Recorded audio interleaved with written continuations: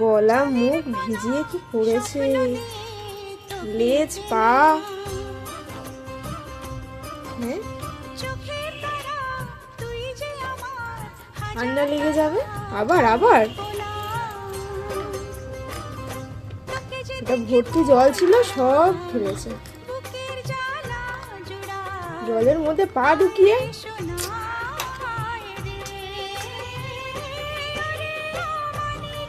তো নাকের মধ্যে জল ঢুকে যাচ্ছে পাগল।